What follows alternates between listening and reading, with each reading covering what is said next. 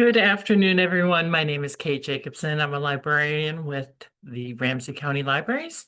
And before I get going here, I'm going to check in with Melinda. Do you have anything from OLLI that you needed to share? No, not today. Thanks, Kay. Okay, just wanted to check on that.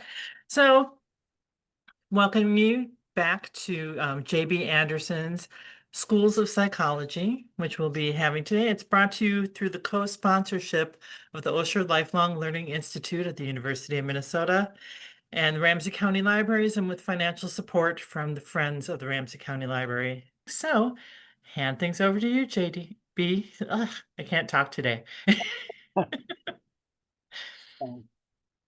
Okay, good. It takes me just a few minutes to get set up. Great. It's our third week, and we are beginning today to talk about body language. And this is an area within psychology that's always very interesting.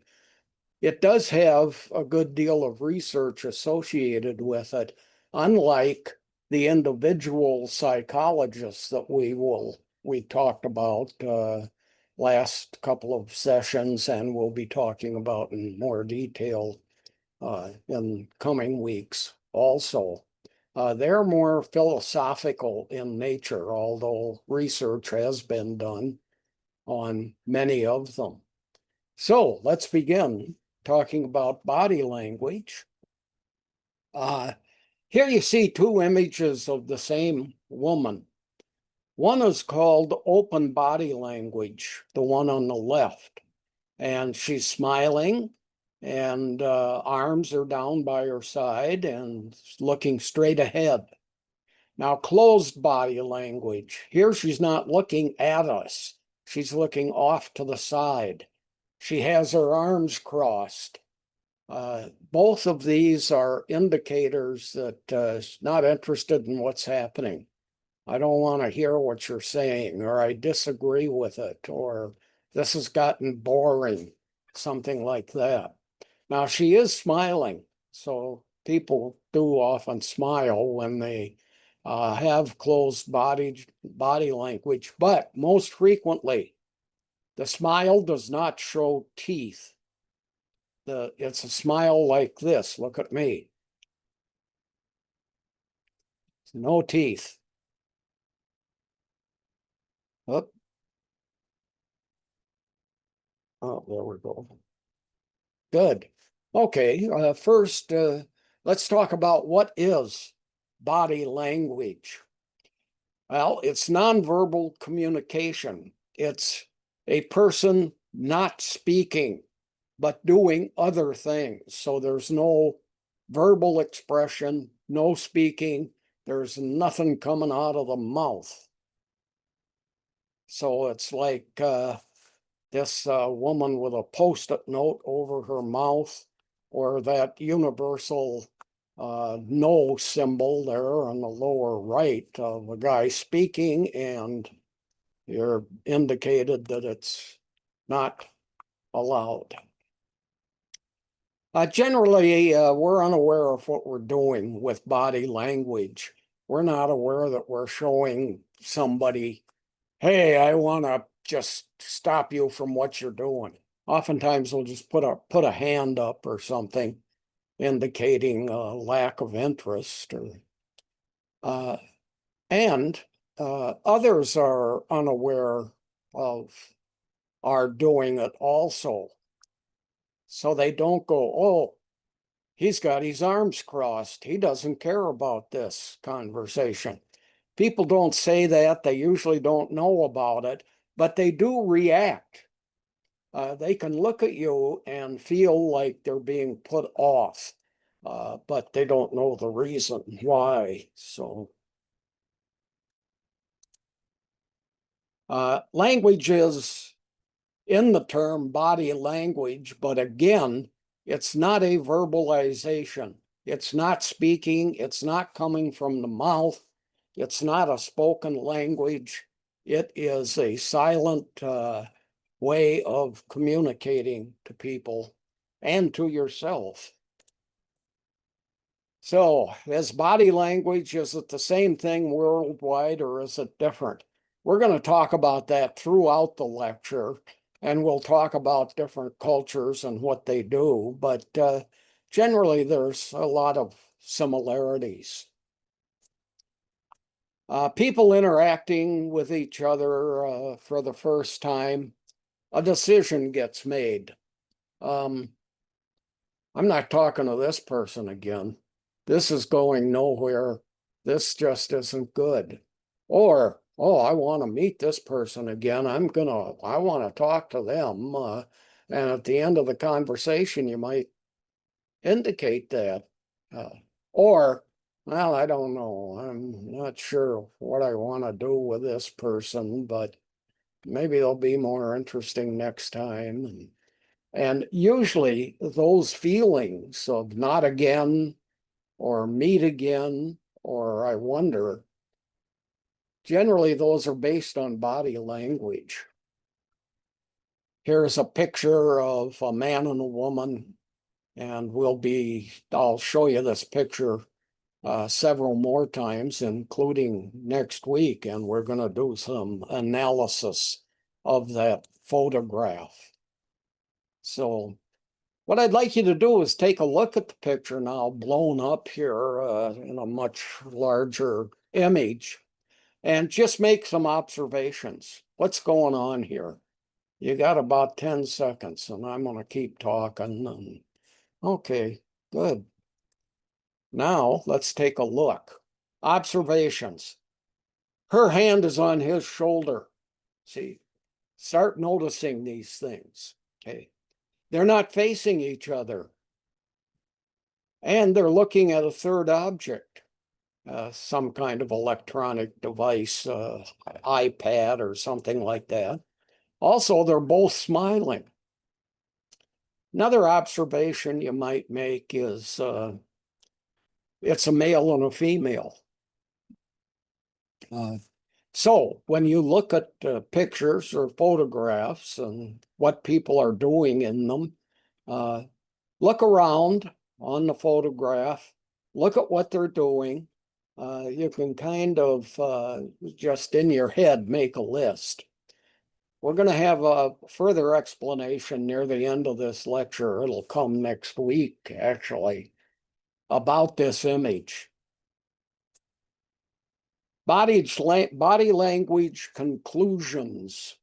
Let's take a look at conclusions. First, what we want to do is emphasize the importance of body language. And this is something that's usually shocking to people. When we communicate with somebody, what they accept is about 7% of what we say. Our tone of voice is about 38%. What did you mean by that? Or I could say, well, that was interesting, but what does that mean? And so tone of voice, 38%. Body language, how you hold yourself, how you look at other people, what you do with your hands, your eyes, your mouth, your head, whether you're standing or sitting or all of that. That's body language. 55% of how we communicate with other people. So that's amazing. This is the predominant method of communication. Some experts do disagree on the percentages, but body language as communication is always very high.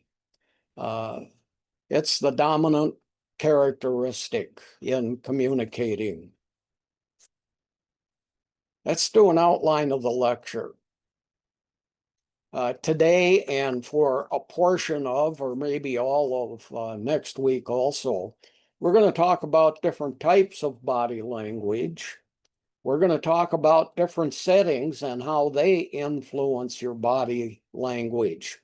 Are you with your family? Are you with strangers? Are you in a large auditorium? Are you in a small den talking with someone, etc.? Your readiness to be involved, your preparation for the party you're at, or the movie that you're at, or the whatever it might be. And then we're going to also talk about cultural biases between, say, India and the United States, or Northern Europe and Africa, etc., Northern Europe and Southern Europe. And then we're going to talk about uses of body language. And I'm going to tell a personal story. And I'll have some personal stories interweaving throughout this lecture. So first, types of body language. Introduction. We'll discuss body postures. How are these two people? What's their body posture? They're obviously standing. Facial expressions. Their eyes look kind of closed. They're looking downward. Touching. I can see that she's got her hand on his shoulder. He's got his hand on the electronic device and is pointing to something on the screen. And then voice intonation. Here, of course, we don't hear anything, but we can see they're smiling, maybe giggling, or maybe laughing. We can kind of discern that there is some sound with mouths that wide open. We're going to discuss these body features too. Spatial relations. How close do I get to stand to you? How do I get to stand to you? Facing, sideways, sitting, you're standing, etc. What's done with the chest? Is it sunken, or is it like it's thrown out? Emotions. What kinds of emotions are people showing? What do you do with your fingers, your hands? This means something. This means something. And this means something. And then the head. Head makes lots of movements. And we'll talk about the head and its role in body language. Shoulders, sometimes stooped, sometimes thrown forward, sometimes thrown backward. And then sitting and the role that plays in body language. Things you can do sitting that you can't do standing. Like if you're sitting, you can cross your legs. What's that mean? If you're standing, you can't do that. Spatial relations. This is the broadest field in body language. It's how you position yourself. Here's a guy standing, head is forward, hand on forehead, another hand on the hip. Here is a fellow, and he's kind of sideways to us, arms outstretched. And that's quite a different posture and sends a different message than does this middle, where he's looking at us and arms and hands outstretched. So body postures, spatial dimensions. How close do you stand to somebody? When does it become invasion or feel like invasion or back off kind of thing, And is it culturally defined? Yes, it is. Now, here's a group of people, and it's like they're having their photo taken. They're all standing very close to each other. They may be family or friends, etc. Now, here's another image of a couple people standing very far apart, 6 to 8 feet, and communicating with each other. So, men in Western culture, they establish safe positions. Now, that last image we saw, people were standing very far apart. Here's an image where people are closer together. I'll show you a larger image of it in a minute. If you're speaking to a loved one, you stand 0 to 18 inches. You might be holding each other when you're speaking. Otherwise, you're standing very close. A family or a close friend, 1.5 to 4 feet. You know, these people in this image might be 6 feet apart. They might only be 4 feet apart. Anyway, the guess here would be family or close friend. An acquaintance. It might be a neighbor. You're out for a walk like this couple is down the street, and you stop and say hello. You might stand 4 and up to 12 feet apart when you're talking to each other. In a public speaking situation, public speakers frequently stand about 12 to 25 feet from the audience. Depends on the size of the room and how the chairs are set up and so on. But public speaking has the greatest distance between the speaker and the audience. And of course, here we are electronically. So these people are acquaintances. They're standing 4 to 12 feet apart, closer to 4 feet. But they're within that range. It's the same thing. Made an observation at the University of Minnesota once. There was a Western culture professor standing in the hallway, and he was talking to an Asian student. Asians like to talk to people, and they're only 1.5 feet or 2 feet apart. Western folks, like those of us in the United States, we would prefer in a relationship like professor to student to be 4 feet apart or further apart at any rate. I literally saw this Asian student trying to establish an 18-inch comfort zone for himself while the professor would move back to 3 feet, trying to establish his comfortable distance between two people. And as I watched him, I mean, after about, 5 minutes of talking, this professor had been backed up down the hallway about 15 feet. They're standing like this and then like this and then like that. And so interesting. And these are the kinds of things you can observe in public places too. I'll let you know more about making such observations during the course of this lecture. In the Middle East, men hold hands and they talk to each other.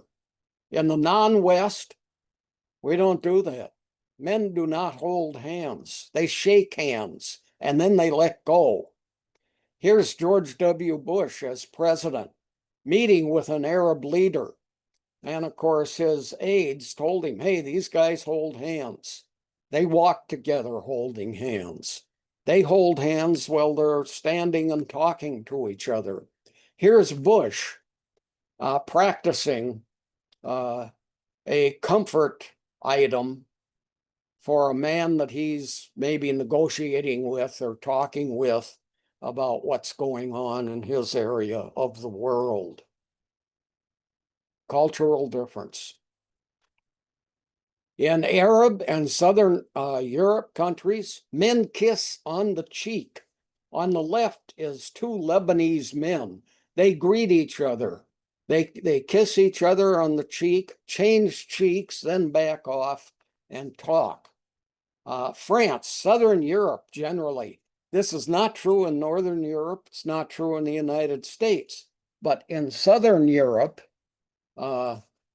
here, France in particular, this is Macron, the president of France, and he's greeting a person from his country, and they kiss on each cheek. Something that's not done in Northern Europe. It's not done in the United States. Same with hand holding. In Northern Europe and the United States, this is a much more common practice. Russia is in Northern Europe. Here is the president of Russia and the president of the United States. Also look at, they're not even looking at each other. They're shaking hands. One of them is at a 90-degree angle to the other. And you can also see that they're maintaining a far greater social distance They're not up against each other kissing on the cheek. But they're comfortable with that. Types of body language, the chest. How much skin is showing is frequently something of importance. Here, this woman has a V shape at the top and a bare midriff. And this man, I mean, you're halfway down his torso before you can see a buttonhole with a button in it. And and in these cases, especially with the woman, it's noticeable, there is chest expansion. Now, sometimes there's chest contraction. Expansion is a positive thing. It indicates an attitude you've got. Contraction, same thing, only it's more negative. But what you do with your chest shows signs of assurance, signs of confidence, or a lack of confidence. So frequently, if people are standing and their chest is shrunken, they're not sure what's going on or who you are or what you've said. But with the chest sticking out, there's a much more positive feeling of closeness. Chest expansion and contraction. Okay, they indicate attitude. Here's a woman. She is showing signs of assurance. I'm with you in this conversation, and confidence. I can keep up with you, or I have things that I will say also.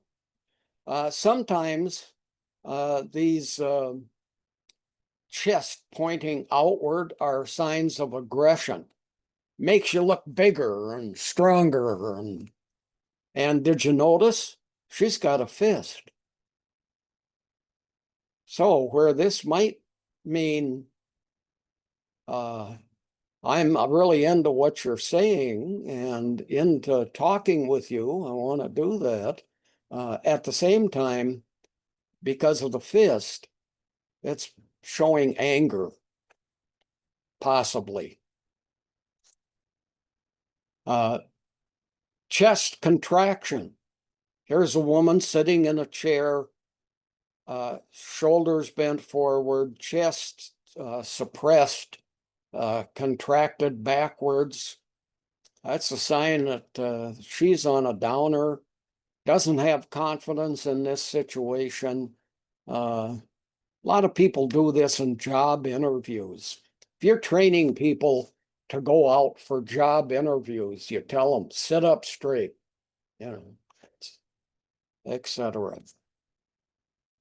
Touching the chest, both hands on the chest, such as with this gentleman, indicates agreement, sincerity. Oh, my heart goes out to you. This is really interesting. And it can indicate aggression also. And it can indicate physical attraction. This is kind of protecting yourself because you're worried that this person's getting aggressive, or you got your hands out where you can get them right out there fast. Anyhow, hands on chest, over the heart. I like what you're saying. I agree with you. I'm sincere in this relationship that we're having right now, etc. Again, sometimes it's aggression, but you can see the smile won't be there. If it is, teeth will not be showing, etc. You can combine all these things. Rubbing the chest. You got your hand on your chest and you're rubbing it a bit. Nope, this woman, eyes are closed. Mouth is closed. This is aggravation, and this is stress. Something's going wrong here. Rubs her chest, closes her eyes. I don't want to see this. I'm worried about this. Difficulties rubbing the chest. You can be aggravated. You can be feeling aggressive or aggression against you. You can be on a downer. You can have little confidence for the situation that you're in, for yourself in that situation. You can be feeling stressful, eyes closed, mouth closed, hand on chest and rubbing a little bit. Eyes closed. And note the head pointed downward a bit, nodded downward. Rubbing the chest. Now there's positive aspects to that. Here, this woman, her head is raised. Her eyes are open. Her mouth is open. We can see her teeth. She's in agreement. She's assured about what's going on and that it's a good and happy situation. There's an attraction. I really like this person I'm talking to or this group I'm looking at. I am confident, and what I'm going to tell you is going to be sincere feelings that I have. So positives about hand on chest is head raised, eyes open, tooth smile, agreement, assurance, attraction, confidence, sincerity. Deep breathing. Oftentimes people will be breathing deeply. That's an indication that you like what's going on. And it causes relaxation about the situation. You're feeling pretty good about it. Now, you aren't always sitting as these two people on the left are, or standing as the woman on the lower right is. You don't have your eyes shut. You're probably got your eyes open and listening to somebody, but you may also be relaxing. Well, that was interesting. And you close your eyes and take a deep breath, and there's a moment of silence or a quiet within the group. Shallow and rapid breathing. Now, these are things you can see people doing. Rapid breathing, like that, or normal breathing, which is on the left, where you fill your lungs. Everything is feeling normal. And then there's shallow breathing. You're not taking deep breaths. That can be nervousness. That's anxiety. So you can watch for how people are breathing to get a sense of how they're feeling. Normal breathing, things are okay with them. Rapid breathing, they're on the nervous side. Shallow breathing, nervous, anxious about the conversation that they're having. Two people breathe the same together frequently. You're imitating each other in the conversation that you're having. You're getting in sync with each other, and that's a big deal. Here's a couple of dancers, and they're doing the same thing and forming a heart. But for what we're talking about here, you can have two people looking at each other and they're breathing the same. It's not one takes a breath and then breathes out while the other one breathes out and then takes a breath. You breathe in together, you breathe out together. You breathe the same as the other person, both doing deep breaths, both doing shallow breaths, etc. Anyhow, you're getting in sync with each other. Emotions in body language. These people are angry. Are you angry? Usually your body is erect. You're leaning toward your anger. You lean right in there and you got fists up or mouth open, and just like these people are. So this is aggression. Oh, more aggression. Mouth can be open or shut. If the mouth is shut, it's usually turned down and someone's being aggressive. Notice how both of these people, their hands are in fists. Yep. Mouth shut on the baby, mouth turned down, mouth open like you're yelling, showing your teeth. I'm going to bite you. Oh. So these are people that are angry. Are you in fear? Usually that causes you to back down, back off, move backwards away from somebody. Fear is the opposite of angry. Angry, you're coming toward somebody, you're getting in their face. Whereas here, you're being submissive, you're afraid. Types of body language, we're going to look at fingers. Finger gestures, there's lots of them. Here's one finger pointing upward.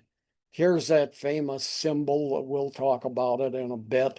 And what it means, the meaning of it has changed here. Thumb and index finger are held together, 3 fingers up. Here, you're getting this kind of image, you know, thumb against the fingers, and you're really making a point of some kind, so on. So, and these finger gestures are one of the greatest pieces of variability between cultures. Hindus, they don't ever point. That's being insulting. You don't, and it's not just pointing. In the Western cultures, pointing is directional. Yeah, it's right over there. You know. Whereas Hindus, they never point. They'll tell you what direction, they'll look in that direction. Pointing means you're going to stick me with something. So Western culture, everything's okay. Arabs and Arab cultures, the Middle East and Southeast Asia, which is Vietnam and India and Laos and many of those countries south of China. Pointing is very negative. Finger gestures are negative. Any kind of use of fingers or pointing in Arab, Middle Eastern, and Southeastern Asian countries are like giving a person the middle finger is in the West. I go to Great Moon Buffet semi-regularly, and I always like to show them that, hey, this is great. How you doing? Is everything okay? Do you need anything? And I go, yeah. Well, they don't do that kind of thing. When a new person comes in from an Asian area and in this Asian restaurant, they get told in a hurry that, hey, people are going to point at the food. You know, yeah, I want more of this pop or whatever. They soon learn that doesn't mean anything negative in Western culture. Thumb and index finger. Now, this used to mean okay. Everything's okay. 3 fingers raised and thumb and index finger together. It doesn't mean that anymore. It now means white power. The 3 fingers up are a W, and the closed thumb and index finger running down to the wrist forms a P. White power. Used to mean okay. Depends on where you're at. I still think of it as being okay. Body language, hands, non-aggressive hands or no aggression with the hands. You hold your arms up like this and you're showing people, I don't have anything in my hands that can hurt you. I am safe. There's no weapons. I'm no harm to you. So people frequently will walk up to a person, hey, how's it going? Great, and then shake your hand. So you hold your arms out into the air, palms are facing forward, not turned like this. That's when you're blocking yourself from, I don't want this person to see me. This indicates you're safe. Hands, women. Here's a couple of women doing something that is not uncommon to see in women. A woman is playing with her hair, and she's pulling it out and twisting it. And looking at the image of me here, you see, I'm showing you my palm. I'm exposing my palm to you. Now, sometimes women will go back behind their ear, come out around as the woman in the bottom is. You're pushing hair behind your ear. You come out around and we can see the palm of her hand. Now, what's significant about that is women only show the palm of their hand to people that they really like. And it's frequently an affection display. And in body language, it's called palming. Western women don't display the palms of their hands to men unless they really like you. I say I spelled really wrong there. I don't know. Oop.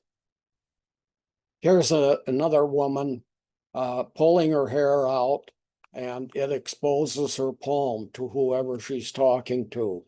And head is leaned forward, etc. Giving you lots of attention. Here's pushing the hair behind the ear, and that causes the palm to come straight out toward whoever she is speaking with, sometimes looking away from that person because they know they're doing it. They don't know what it means. They know they're doing this and they're looking away. It's all part of, hey, I like you. And then they look back at you. 10 common female signs of affection. Playing with the hair, we've just talked about. Flashing a smile, just a quick smile. And biting the lip, as in the images here. You can see there's a young woman biting her lip, and the lower image on the right is a close-up of that. Biting the lip is an indication that you're feeling affectionate toward a person. If you're a woman and are doing that to a man without generally realizing what you're doing. Also comfortable with touching. You know, he might go up and pat your arm or shoulder. You might give him a little punch of some kind, you know, a little nudge, so on. Now there's more of these. Mirroring reactions. We're talking, and it's a man and a woman, and she turns her head or tilts her head toward her left arm. I do the same thing. That's mirroring actions. Puts her hand in the pocket of her pants. So the male does that, or vice versa. Or look at the nostrils. You can make your nostrils flare. If nostrils are small in size, they're not showing affection, men and women. If the nostrils are flared while they're talking to you, that's a sign of affection. If you're seated, you cross your legs, sign of affection. You put both feet on the floor, cross the legs again, or cross the opposite legs. Leg crossings among men and women is an indication that you like somebody. I'm really, all of these things are showing I'm really interested in what you're saying and in you personally. And preening, as we saw women do with their hair, and it's called palming. But men can do that too. You know, you might adjust your glasses a little bit, or rub your nose or something like that, or curl your mustache up further. Hands, men, we've just talked about hands. Men showing affection. When men show affection, it means they like you, and if they've got their hands in their pockets, they really like you.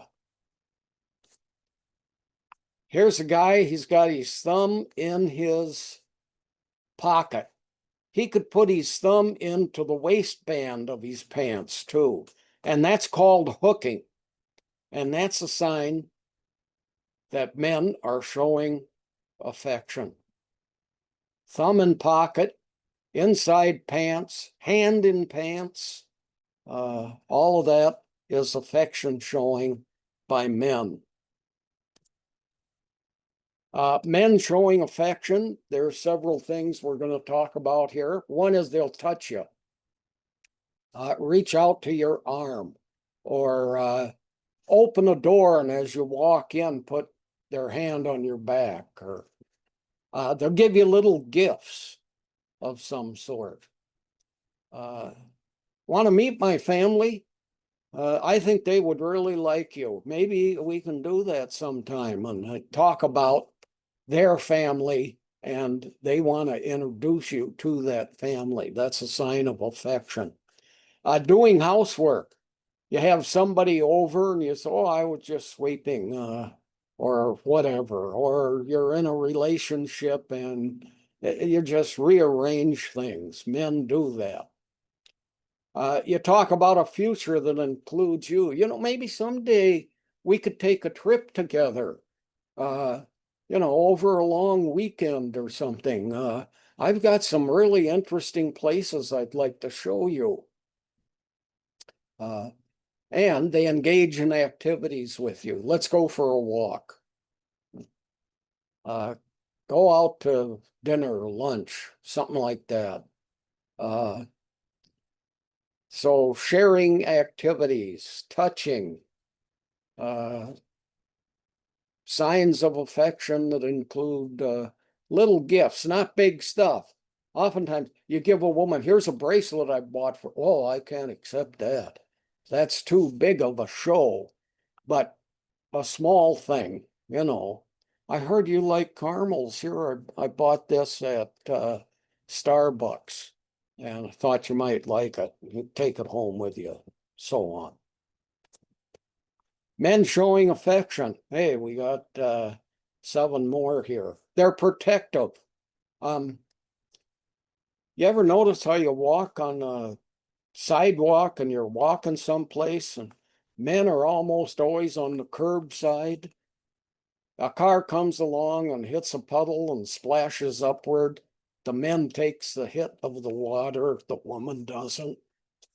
Or it can be something even more dangerous, like a car accidentally driving up onto the curb and so on. So protective. Men like to be protective of women. Something starts happening and they'll push you against the wall and stand in front of you. So, item 8, they're attentive. They are concerned about things you might need, want, have help with, or, you know, let them know, you know, they might say, I'm going to the bathroom. Oh, okay, fine. I'll be right here.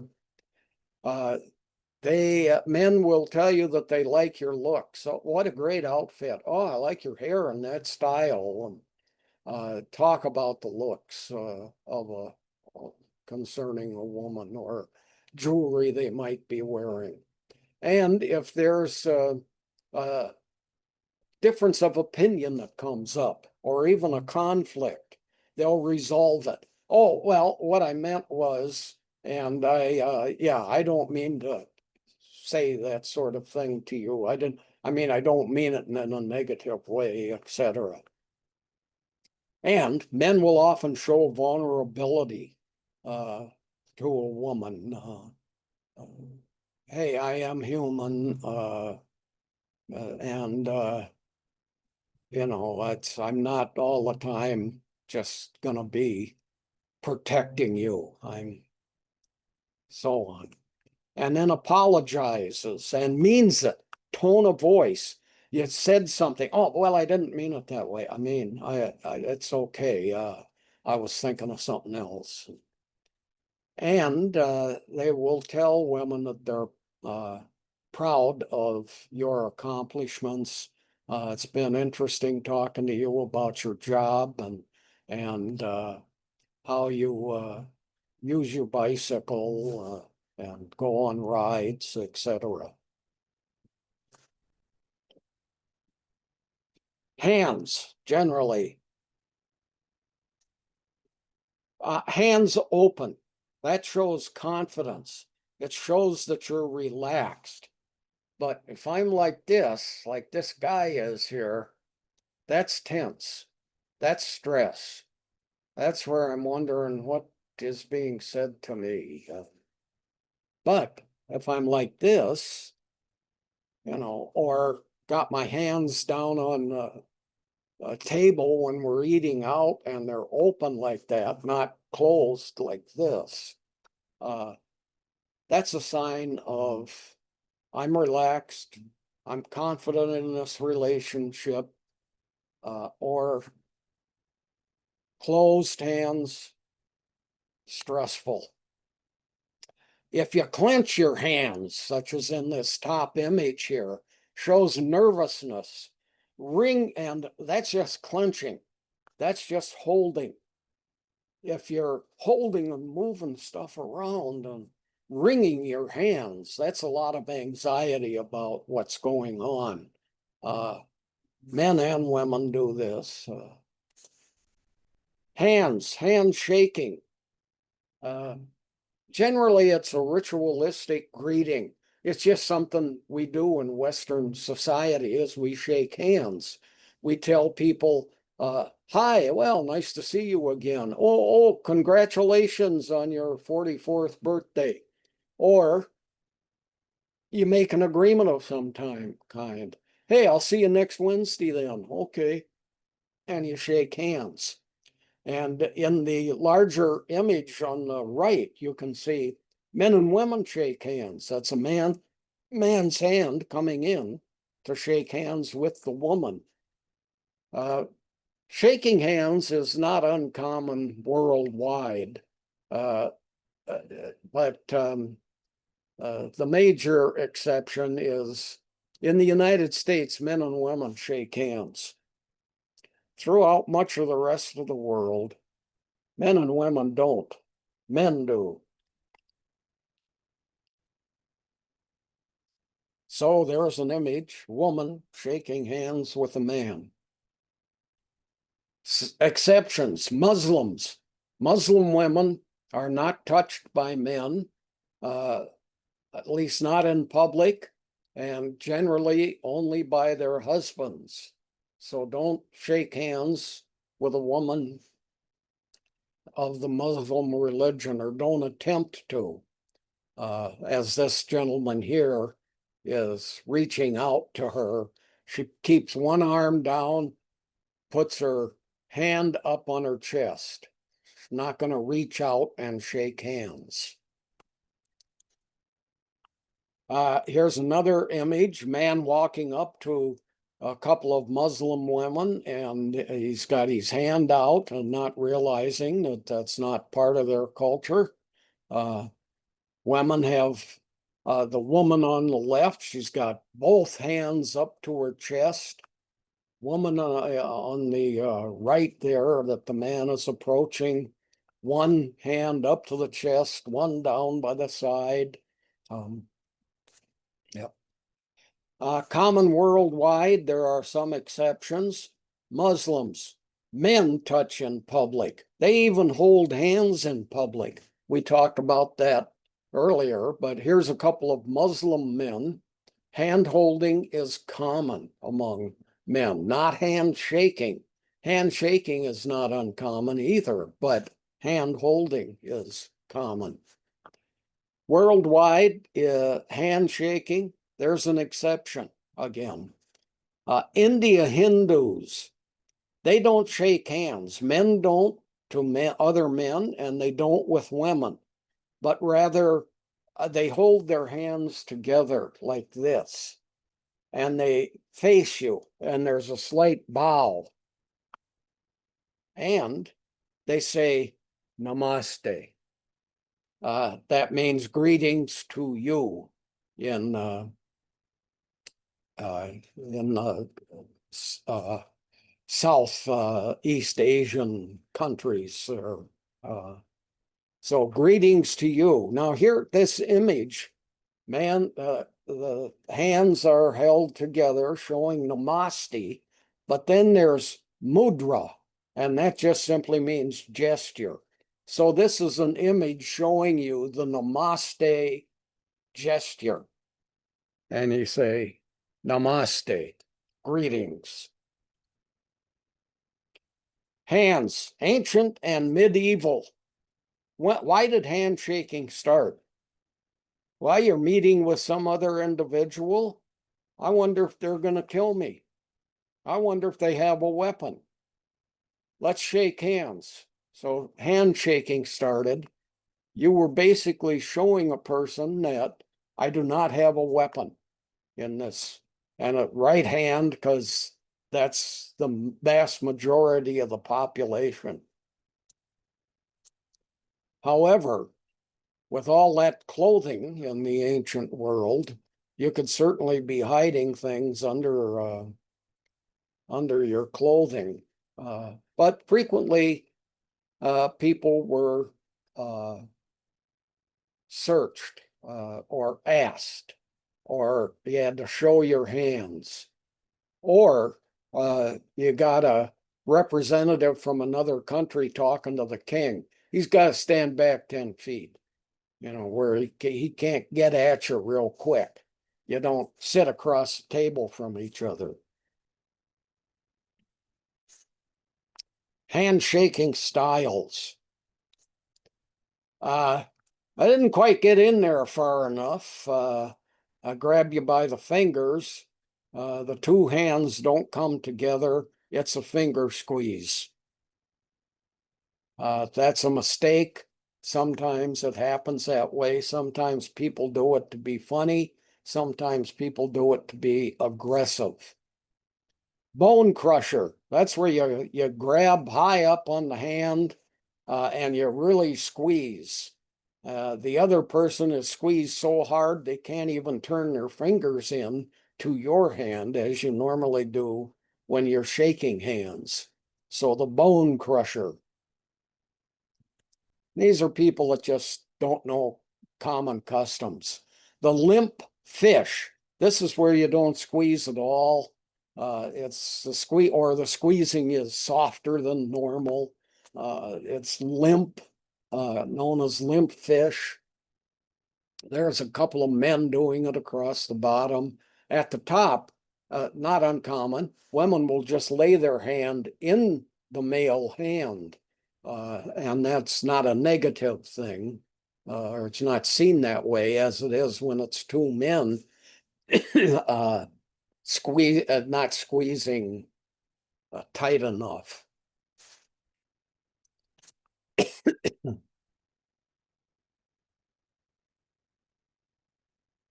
So, no hidden body language in handshaking.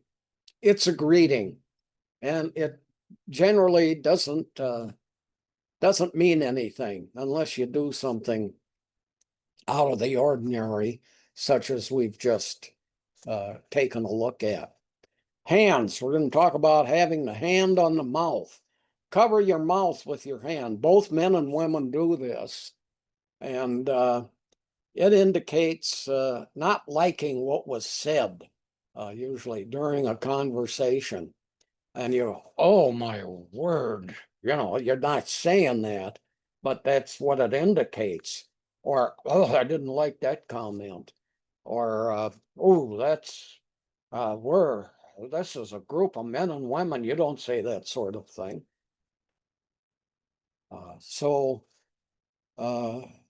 It indicates not liking something, unless you're rubbing your nose, doing this or something during a conversation, or checking your lip, just rubbing across your lip or something. So sometimes it's just you're taking care of yourself.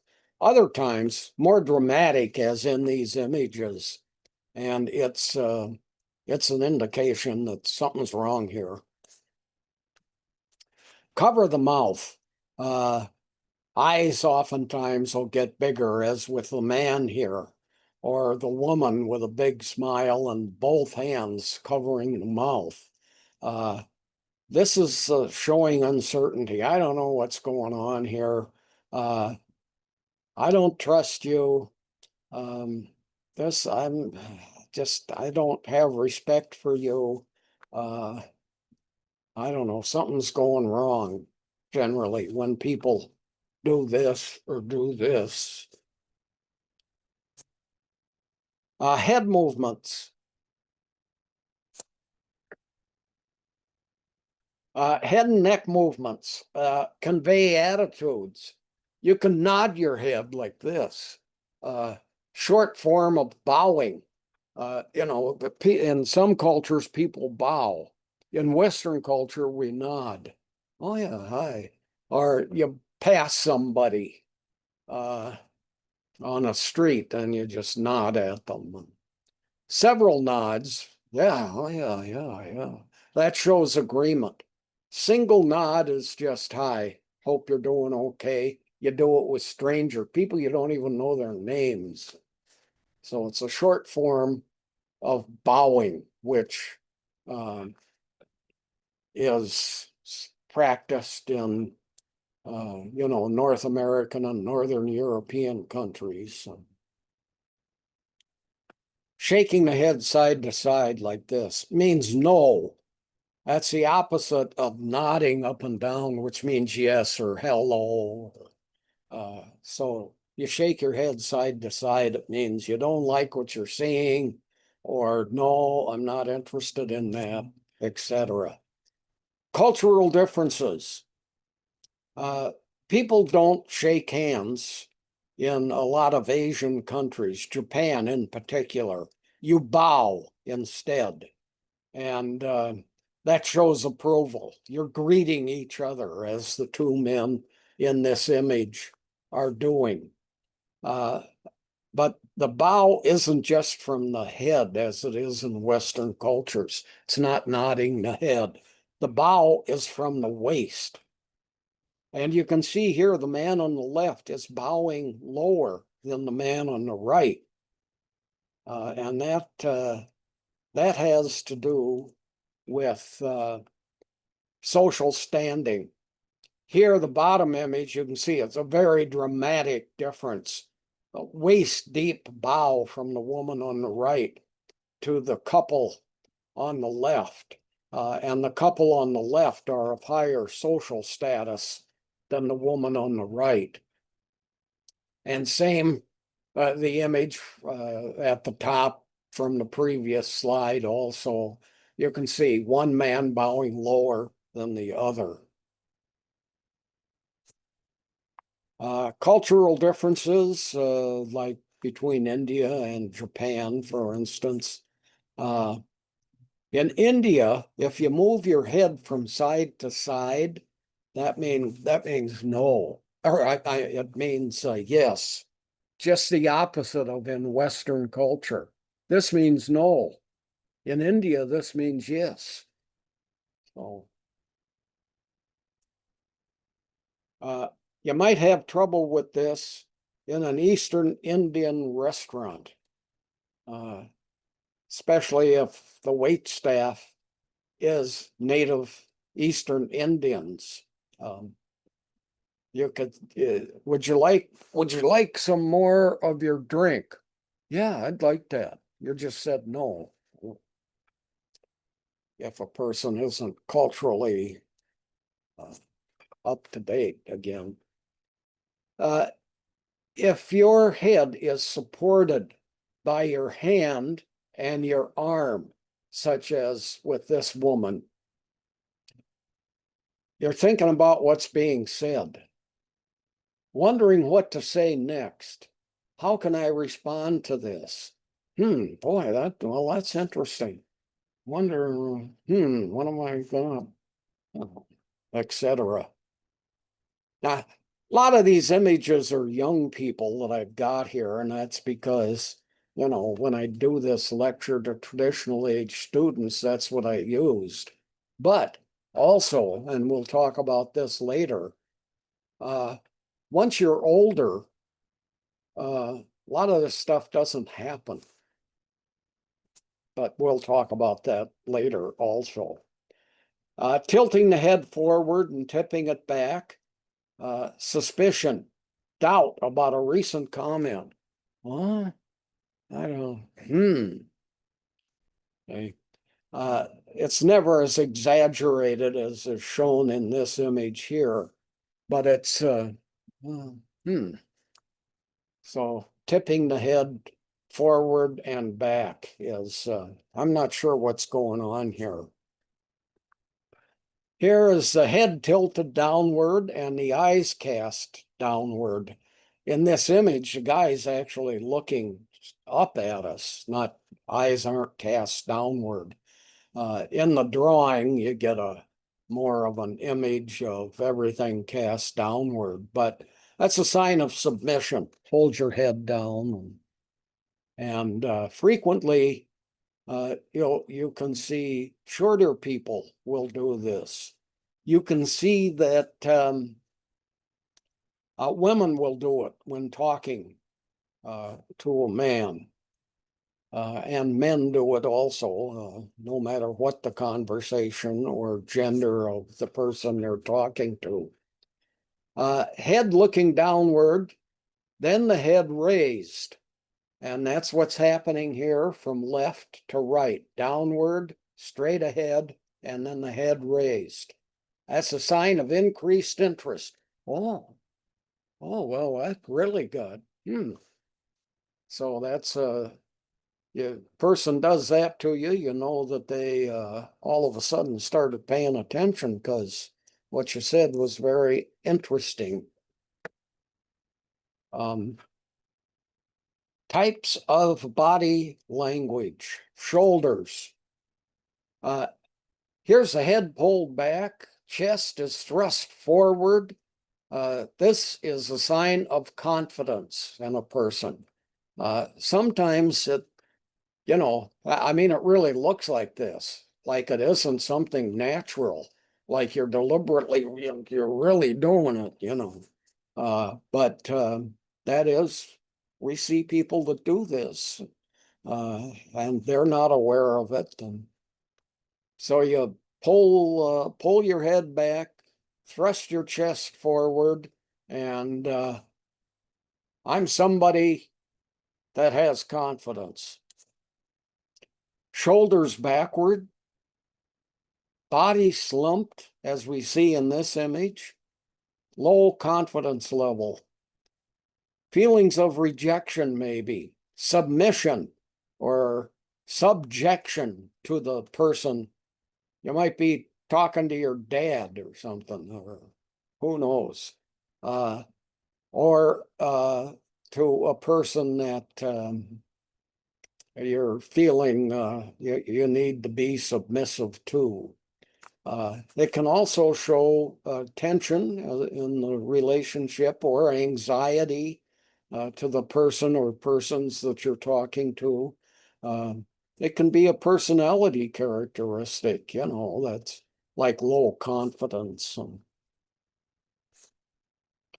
Shoulder shrugging, hey, I don't know, I'm not interested, is what this passes off as. For men, it's almost always shoulders up. For women, it's shoulders up plus hands out. Sometimes you see men doing that also. When talking, people prefer to face each other, such as the two women sitting at the top. and they're looking at each other.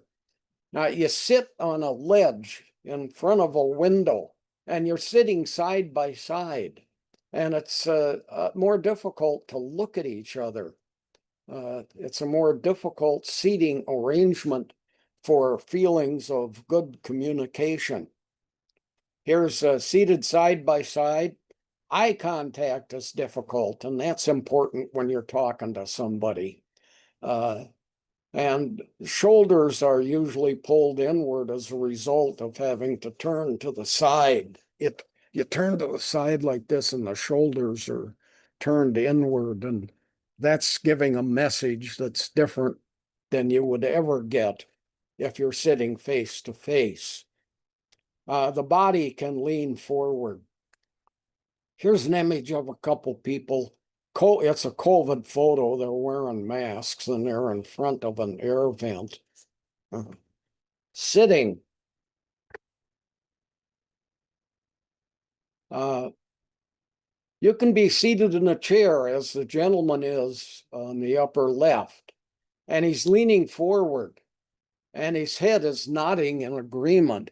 When you lean forward, you're paying special attention to the person you're talking to. The woman seated here on the lower right, she's open to the discussion. She's leaning forward. Her arms aren't crossed, her hands aren't closed, but I mean, it kind of looks like that, but it's not like this. It's not this kind of that indicates, hey, I'm ready to listen. I'm interested in what's going on here. Open to discussion, ready to listen.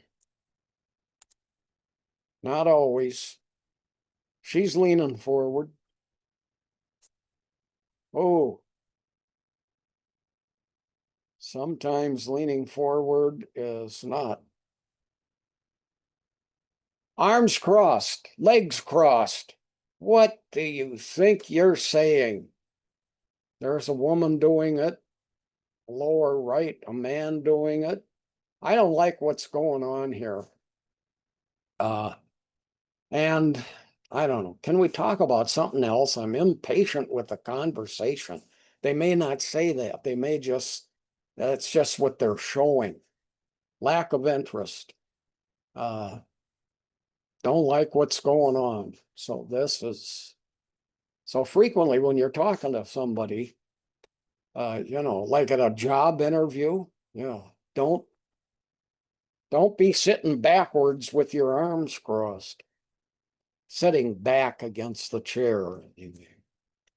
Standing, acceptance down the side here. These are acceptable behaviors. You're standing with your hands on your hip. Her hands are open. And in the lower left, feet are involved in body language also. Here, the feet are pointed at the person that you're talking to. That's an indication of acceptance. Here's fists on the hips. Often that can mean, I don't like what's being said here, but you look upward as this woman is, and the anger is removed. That's just a way of saying, oh, yeah, okay, I get it. Arms folded, such as this man and woman.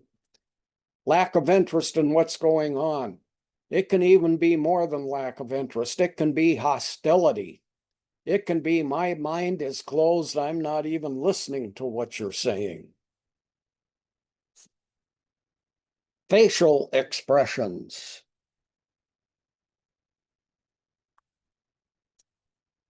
Introduction. The face carries lots of body language with it. A face is a very complex area. Lots of emotion gets expressed.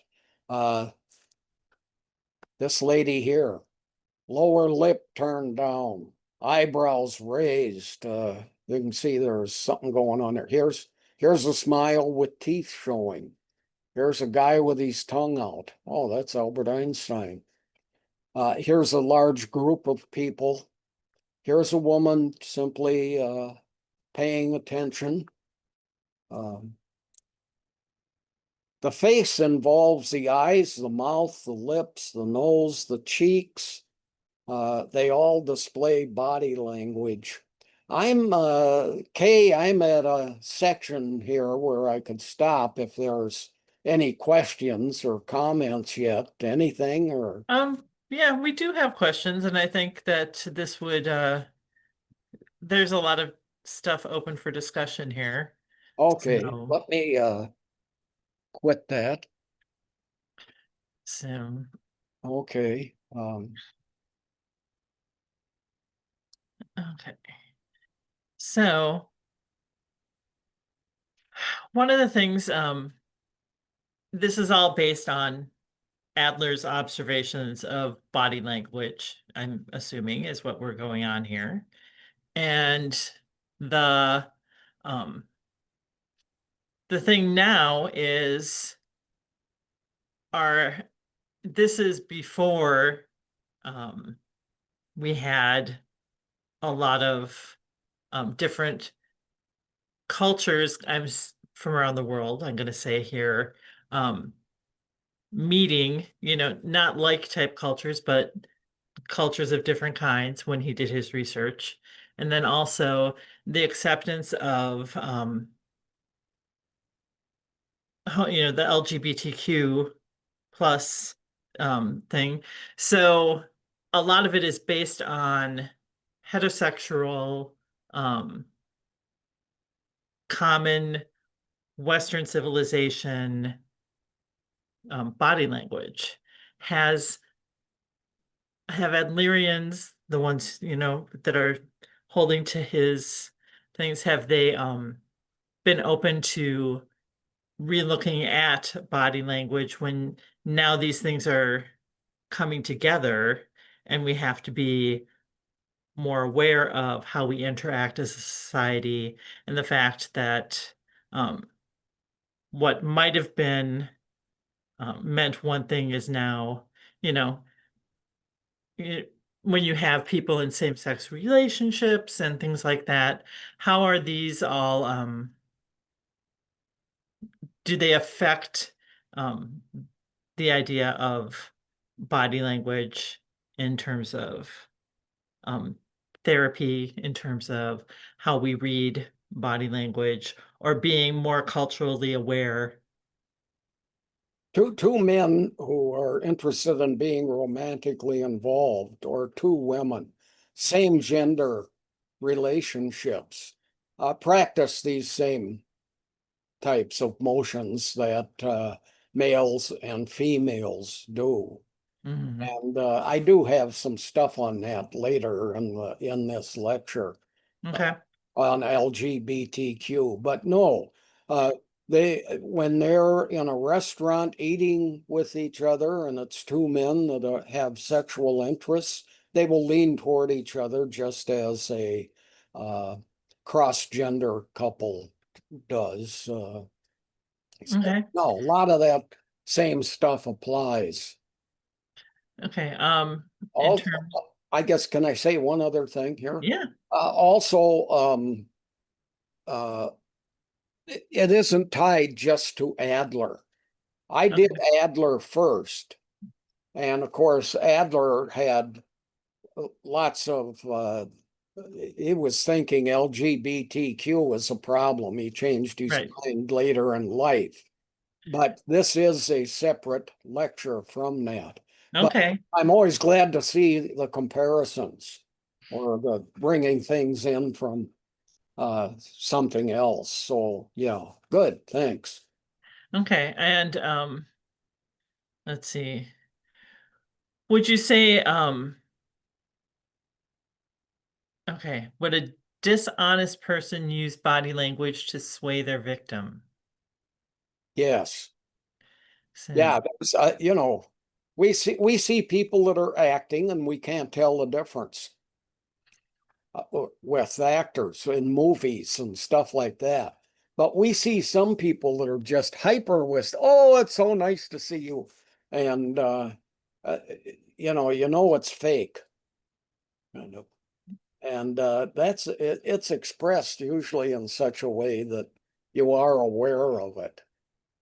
Right. It's part of it is learning to read the signs of body language and match it up with the verbal and Yeah, other communication. And is it all matching up? yeah. So They over express it. can you supply some references for the statistics on body language as communication? Oh, no, look them up. You know, you can go online on your computer and look up where the research has been done. Now, even when I do presidents and when I do this psychology stuff, I I don't know, you tend to do a lot of referencing Mm-hmm. when you're writing, when you're a historian writing something or a psychologist writing something, and you might have 30 pages in the back of the book that might be footnotes, they might be references to things. And uh, some people write for not for an academic audience, for a general population audience. Mm-hmm. And you tend not to be dealing with footnotes or references or things like that. Right. I Uh, did a quick search and you can get results from the National Institute of Health to Psychology Today to um, personal, just therapists out there that are. there is tons of stuff. I always tell people this is 100 million encyclopedias, except encyclopedias often aren't super in depth. Yeah. Your phone and your computer are. And some sites like Wikipedia, they have groups of professionals who look at material, and they won't necessarily censor it, but they'll say other research shows and so on. So other times you get people that are just writing something that's a bias. Yeah. So you can also check library databases where Yeah, you can look for peer-reviewed articles, which means that other um, people who do research on these things review articles that are written. So you could type in statistics on body language communication and get some results there too. frequently, you can find articles where a single individual has taken a look at a dozen articles or books, and then they kind of pull it together, and they'll even reference so and so has said, Mhm. you know. So someone says, is talking considered body language? And I think this came about during the talk about male attraction. A lot of the male attraction seem to be verbal in the list of things there. Yeah, certainly things like tone of voice, Mhm. that's a verbalization, but the verbalization is really the words that are being spoken. Behavior is how you say it, you know. Right. Um, so technically, yeah, but and yeah, the same thing with uh, when you have a romance interest, no matter what the content of it is, heterosexual or you know, male to male, female to female, or even triple, three people relationships and so on. It's, Oh, okay. Um, Going back to multiculturalism, does it change the dialogue on body language these uh, days, do you think? well, often it does. There are the research that's been done comparing different cultures. It usually just shows that there are opposites, like how you move your head, or there are things that are not done, like Muslim women not being involved in the touching of men other than their husbands. They won't even to the point of shaking hands. And I was standing out in my parking lot once. I live in a townhouse. And there was a Muslim that moved in, and he had 3 daughters and his wife. And they came out of their place at the same time I did, along with another neighbor. And the other neighbor walked right over, shook hands with the man, and then went to shake hands with the women. And the man explained, these women cannot touch you, and women do not shake hands in our culture, and so on. Yeah, I think it's also important to think of things like if you're in a group photo with people, and we sometimes have a tendency to, if they ask us to get closer together, to put an Mm. arm around a shoulder or a waist, and it's like, Yeah, you don't do that. yeah, Um, and that's also someone is pointing out, in addition to Muslims, men and women who practice Orthodox Judaism will not touch, shake hands with the opposite gender in public. yes, yeah. So, okay, let's see. Someone was surprised to see no overlap with male-female ways to show interest affection. The male list seems more interactive. Yeah, men usually come up to women and begin conversations. Women do not push themselves forward, at least not usually. It happens. There's anytime you're dealing with social statistics, there's exceptions. It's all about percentages. And you go that, this is 75% of the time, men do the approaching to other people who they have a sexual interest in. But women do it. And with the gay and lesbian community, there's often the role of one of the partners becomes the opposite sex. So that you have effeminate males, you have masculine females, etc. And you have none of that in some LGBTQ roles. Their behavior is based on anatomy.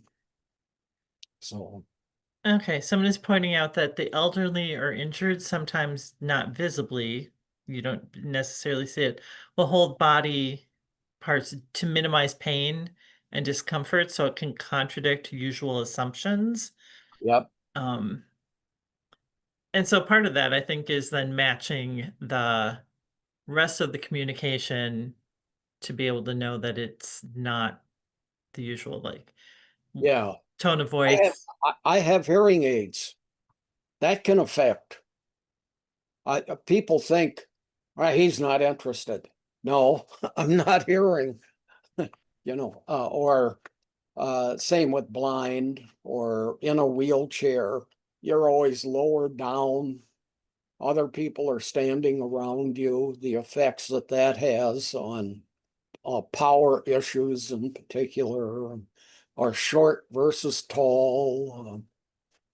Yeah, even like rubbing hands or rubbing your arm or something if that's hurting you. Um, Yeah. okay, let's see. Do Someone's wondering, do you ever can include energy connections, projections? Some hand placements are to soothe via energy centers. So Mm. that's a Not familiar. totally different kind of um Interesting. Yeah. You go someplace where,